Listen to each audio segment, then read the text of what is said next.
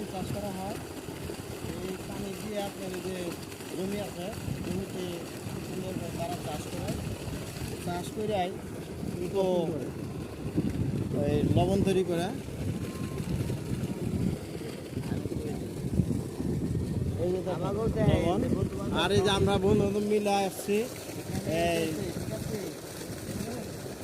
10 লাখ কেনা দিয়ে 10 মাস কপালে দিতে হয়।